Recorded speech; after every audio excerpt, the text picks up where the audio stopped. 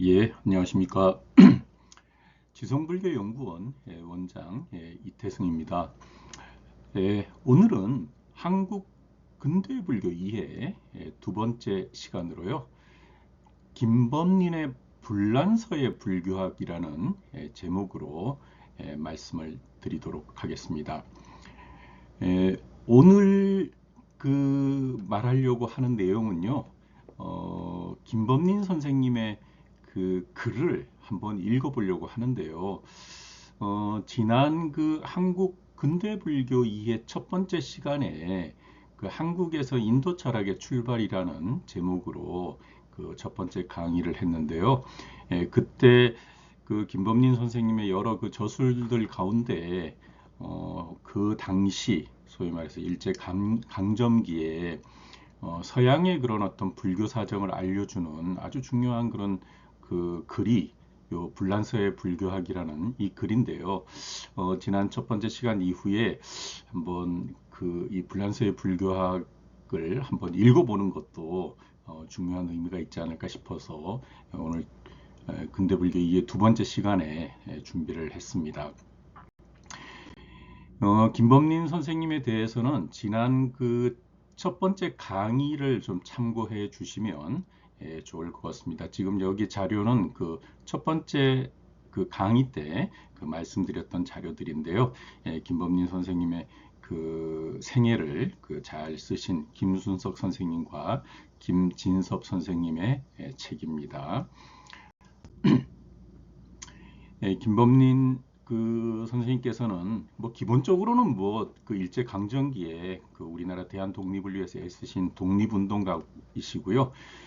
그리고 그 당시 서양에 유학을 한 성학자이시자 또 행정가이시자 교육자이시자 상당히 인생을 아주 스스로 갈고 닦는 그런 모범적인 모습을 아주 보여주신 아주 대단하신 분이신데요. 김범린 총장님은 동국대학교 총장으로 제4대 총장이시죠.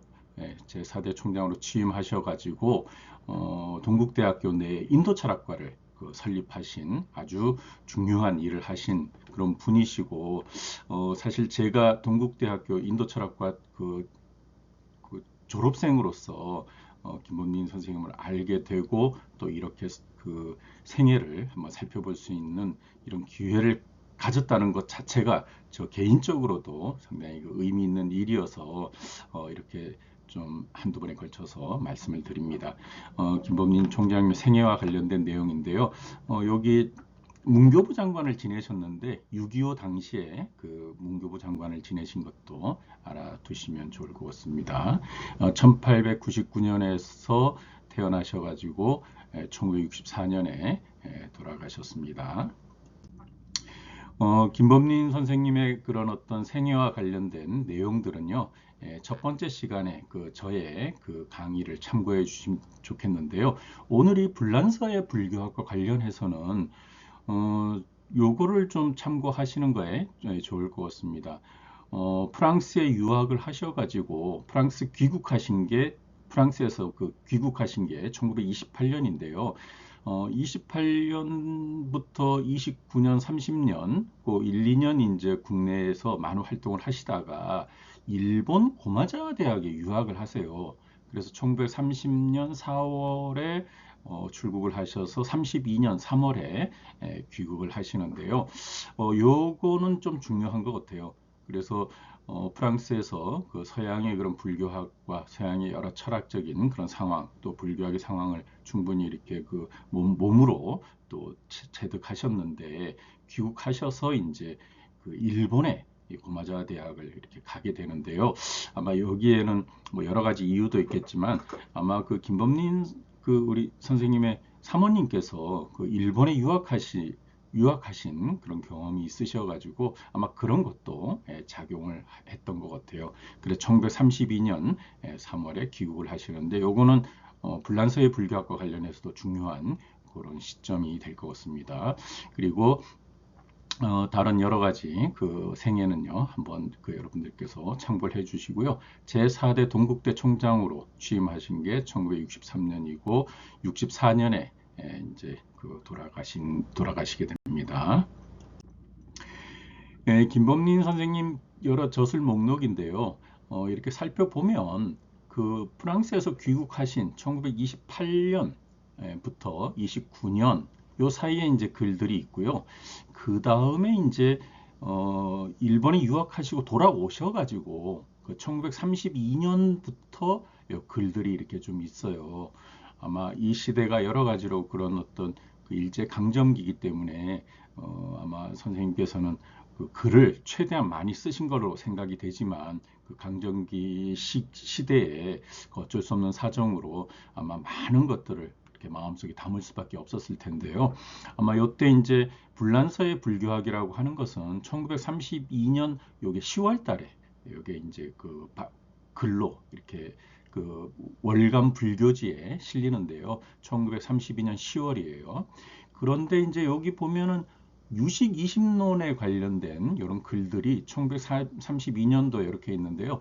유식 그 20논에 대한 연구가 불교 96호부터 7호, 8호, 9호, 99호까지 이렇게 되는데 요게 그 불란서의 불교학이 1932년 10월이고요. 유식 20논의 연구 96호가 요게 6월이 되겠어요. 그래서 6월, 7월, 8월, 9월. 그래서 불교 99호가 9월에 해당이 되고 불란서의 불교학이 10월에 해당된다는 거, 이런 거를 좀 알아두시면 좋을 것 같습니다. 그리고 이제 불란서의 불교학을 우리가 이제 지금은 굉장히 좀 편하게 볼 수가 있어요. 그렇게 해준 아주 고마운 것이 우리 그 동국대학교 불교학술원에 그런 어떤 이런 불교 기록문화유산 아카이브에서 이런 사이트가 있어가지고 우리가 쉽게 볼 수 있는데요. 이 사이트에 들어가서 김범린 선생님 이렇게 치시면 그 나오게 되는데요. 요게 이제 1932년 불교 10월호에 그 잡지 표지고요. 조금 여기 그 원본을 이렇게 이제 그 촬영한 게 원 상태여서 조금 어둡게 보이지만 아마 참고는 될 것 같습니다. 그리고 여기 보면 발행 및 그 편집 책임자가 여기 한영훈이라고 이렇게 되어 있는데요. 요 당시에는 요 불교지의 그 편집과 발행의 책임은 그 만해 한영훈 선생님께서 그 담당을 하시고 계셨던 것 같아요. 그리고 월간 불교지라고 하는 것이 이렇게 이제 그 어떻게 간행이 되었는가 하는 것이 나와 있는데요.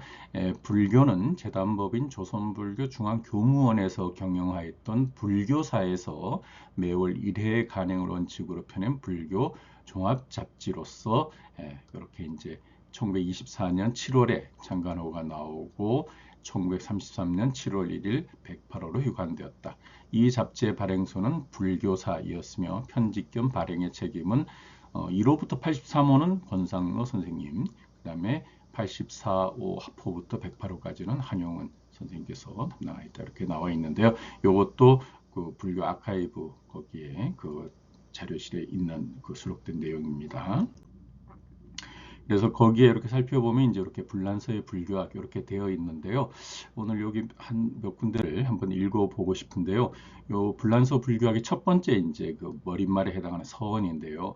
여기 이렇게 보면은 한번 조금 읽어보도록 하겠습니다. 불란서의 불교학은 거진 100여 년의 긴 역사를 가졌다. 인도학 방면에서 뷰르누프, 진화학 방면에서 레뮤사 등 언어학의 거장들이 불교 연구를 창시한 이래 다수의 준재석학이 배출하여 막스 뮬러, 리스 데이비스를 낸 영국 불교학이나 베버 올덴베르그를 가진 독일 불교학에 지지 않는 업적을 나타내어 왔다. 업적을 그렇게 만들어내었다. 그런 얘기죠.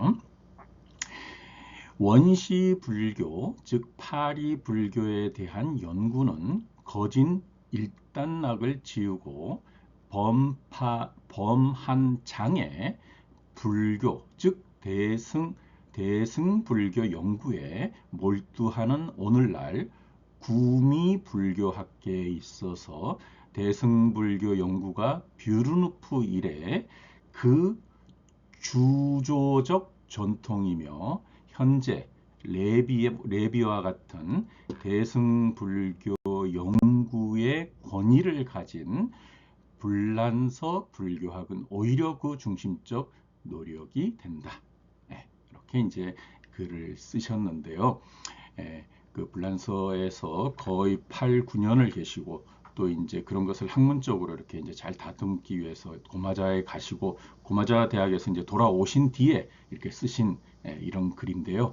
상당히 이제 그런 어떤 불란서의 불교학을 이렇게 회고하면서 정리하는 그런 내용이 될 것 같아요. 여기 한 줄만 읽어보도록 하겠습니다.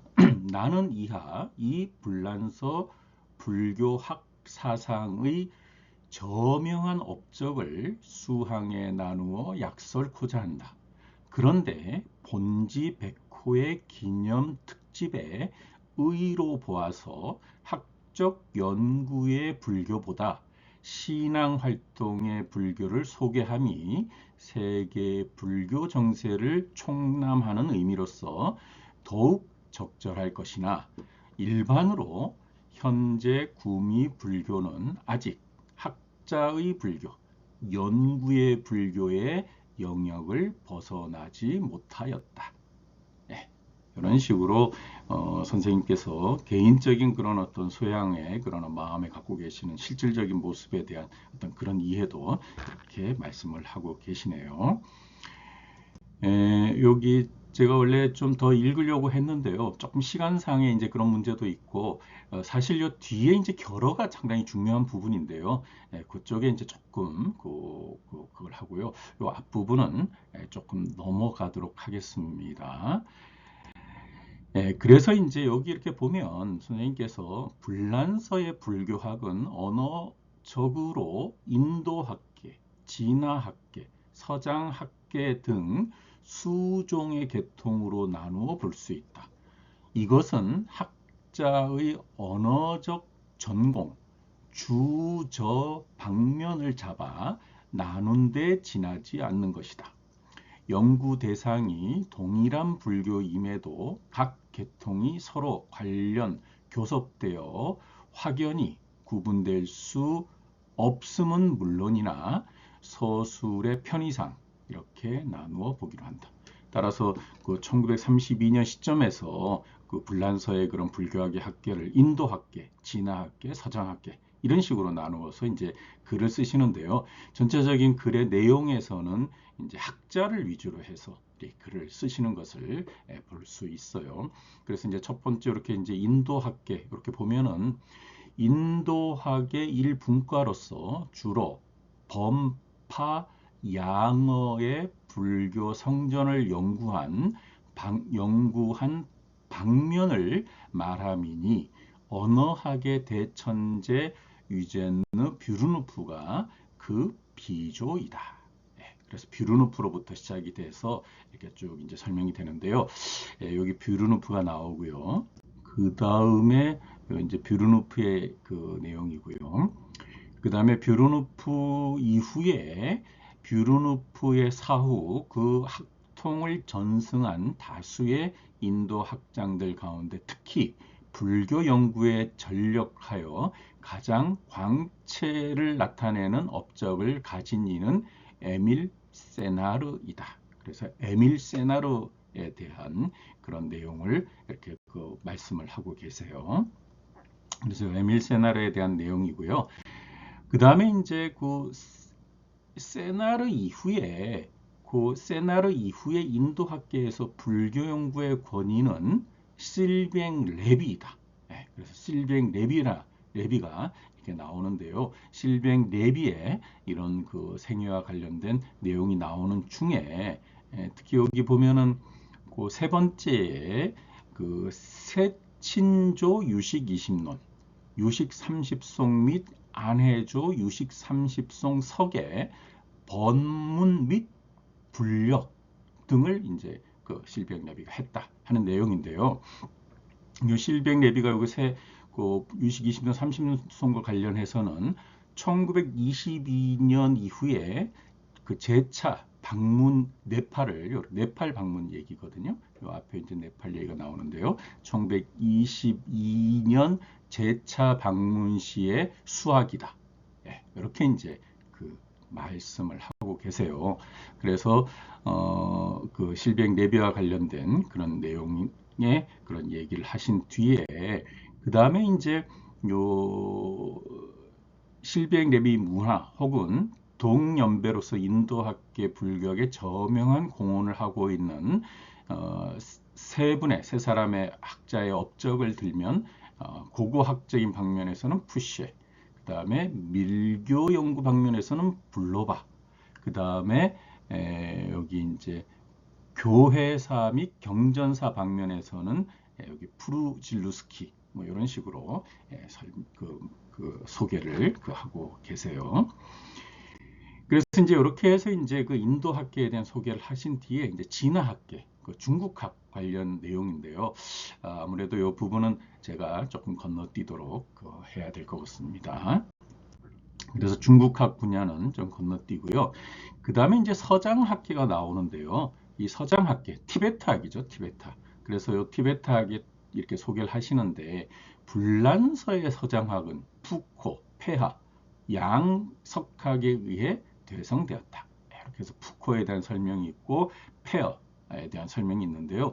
여기 이제 폐하에 대한 설명 중에 여기 우리 김범리 선생님께서 그 쪼마에 대한 이런 소개를 해요. 알렉산더 쪼마 드 꼬로스, 뭐 꼬로스라고 하는 쪼마, 서양에서 티베트학을 아주 어떻게 보면 토대를 만든 분이 헝가리 사람 쪼마인데요.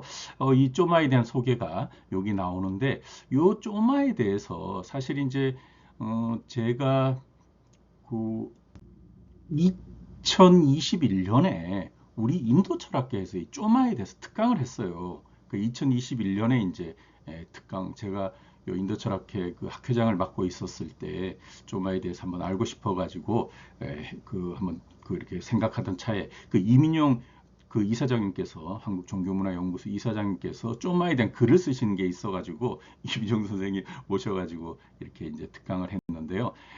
서구 티베트학 발주자 쪼마의 생애와 공헌 뭐 이렇게 해서 했는데요.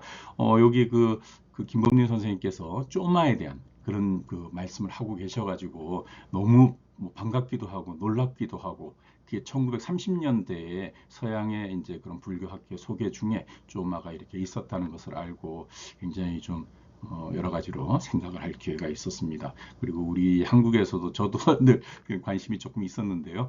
뭐 이렇게 알려드립니다. 그렇게 해서 이제 티베트학 서장학계까지 소개를 한 뒤에요. 이렇게 이제 결어를 이렇게 쓰시는데, 이 결어 내용이 좀 재밌는 게 많더라고요. 그래서 한번 여기 보시면요. 이상 불란서 불교학의 창시 이래 약 100여 년간의 업적을 대략 소개하였다. 실로 인명과 서목의 어떤 소개에 지나지 않는다. 원래 전문적 연구에 관한 것임에 건조한 나열을 하게 된 것이나 보다 상세하게 역대 학적인 업적에 대한 해설을 하지 못한 것이 유감이다. 그러나 이 짧은 글의 범위에선 어쩔 수 없는 일이다. 다만 이 소논문의 이 글에 의해서 불란서 일반적으로 구미의 불교학의 노력 및 어떤 모양새가 만분의 1이라도 독자 재연들에게 알게 된다면 필자의 행복일까 한다. 이렇게 이제 말씀을 하시는데요. 그러므로 나는 끝으로 이 글을 쓰면서 느낀 바 두어 가지를 들어 현대 구미의 불교학의 특색이 어떠한 것인가를 독자 재연과 함께 음미하려 한다. 이렇게 얘기를 하는데요. 여기 상당히 중요한 말씀을 하시는 것 같아요. 첫 번째, 연구 영역에 있어서 광범하다는 것이다. 파리어, 버머, 한문, 서장어의 제 자료는 물론 서역 고의 제문헌을 망라하여 그 이동을 대교하고 그 연관을 검증하는 것을 우리는 이상의 그런 학문에서 보았다. 1500여 년의 역사를 가지고도 아직 한문 한 장에만 국한되어 있는 우리 불교학에 대하여 1세기의 짧은 동안에 이러한 넓은 연구 역량의 경탄을 자아낸다. 예. 사실 여기에서 이 부분이 굉장히 중요한 것 같아요. 이 글이 1932년이고 김범진 선생님께서 1899년에 태어나셨기 때문에 어떻게 보면 이제 32년이니까 33살, 33세에 이렇게 쓰신 글인데 33세는 뭐 그 당시는 이제 일제 강점기니까 여러 가지 어려움 있는 것은 우리가 충분히 고려하더라도 그래도 이제 조금 아직 청춘의 그런 젊은 시기라고 보여지는데 그때 이런 식으로 말씀을 하시는 거 1500여 년의 역사를 가지고도 아직 한문 대장경에만 국한되어 있는 우리 불교학계에 대하여 1세기 짧은 동안에 이러한 넓은 연구 역량의 경탄을 자아낸다.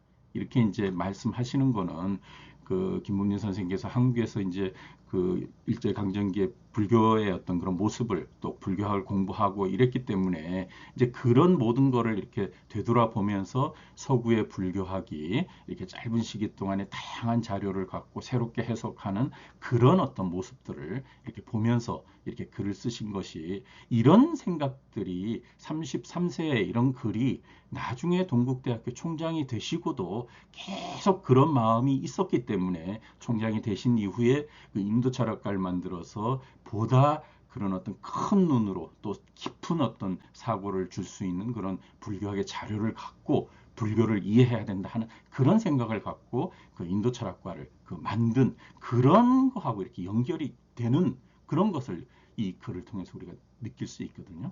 그래서 이제 그런 것을 이렇게 보여주시고 있기 때문에 저로서는 이 결론 부분에 이런 내용이 굉장히 가슴에 와 닿는데요. 요 뒤편에 있는 글들도 한번 여러분들께서 여기 이번에 연구 방법에 있어서 언어적인 방법에 이제 서양에서의 그런 어떤 모습과 그 다음에 연구에 있어서 역사적인 비판 방법 뭐 이런 내용들 그렇게 얘기를 하는데요. 요 마지막 부분에 연구 결론에 있어서 자유스러운 것, 넓은 시야에 날카롭게 빛나는 대상이 종교적 전통 신화적 전설의 의장에 차일 수 없는지라 세나르의 불존론적 결론은 그 극단적인 점을 제외하면 현대 구미 불교학의 대표적 태도이다. 그러나 이러한 과격한 아주 엄격한 결론 뒤에 우리는 필생 경도의 진지한 연구 정신 그리고 끓는 연구열의 활동을 잊지 말자. 비판은 자각의 기초이다. 자각 위에 찬 실천, 학의 불교를 토대한 신앙의 불교가 구미의 천지에 나타날 때가 멀지 않을 것이다. 뭐 이렇게 끝에 여기 조금 헷갈리는 부분이 있었습니다. 예, 이렇게 이제 서양의 그런 불교학에 대해서 소개를 하고 있어요. 그래서 이게 지금 읽었던 그 내용이고요. 예. 그리고 이제 이 불란서의 불교학에 등장하는 그런 인도학계, 진화학계, 서장학계의 그런 인물들인데요. 특히 아까 우리가 좀 보진 못했지만 진화학계는 레뮤사, 줄리앙, 사반느, 아르네, 페리오 뭐 이런 분들이 등장을 하고 있는데요. 어떤 논문이라든가 뭐 이런 걸로 해서 1900년대 초에 그런 서양의 불교학을 살펴보는 데서는 굉장히 중요한 자료가 될 것 같아요. 그 다음에 이제 그 월간 불교지가 지금도 나오고 있어요. 이게 작년 12월호인데요. 지금도 이렇게 나오고 있고, 저도 인연이 돼서 여기에 글을 한 편 최근에 쓴 적은 있는데, 여기 불교라는 요 글자는 그 1930년대 그 글자하고 똑같다는 것 한번 여러분이 나중에 확인 한번 해주시면 좋을 것 같습니다. 예, 오늘은 그 김범린 선생님의 그 불란서의 불교학을 한번 읽어봤어요. 그래서 그 지난 그 김범린 선생님 그 한국 인도 철학 출발과 관련해 소개할 때 그 불란서의 불교학 책 그 내용은 그 제목은 봤지만 한번 내용을 한번 살펴보는 것도 의미 있는 일이 아닐까 싶어서 오늘 그 살펴보았는데요. 이렇게 젊은 날의 그런 어떤 불교학에 대한 열정이 나중에 총장님이 되신 이후에도 그 인도 철학과로 이렇게 그 이어지고 있는 것에 대한 어떤 그런 느낌을 아주 강하게 그 받았다는 것을 말씀드리면서요. 오늘 그 김범린 선생의 불란서의 불교학 오늘 그 근대 불교 이해 한국 근대 불교의 두 번째 시간 강의를 이것으로 마치는 것으로 하겠습니다. 경청해 주신 분들께 감사드립니다. 고맙습니다.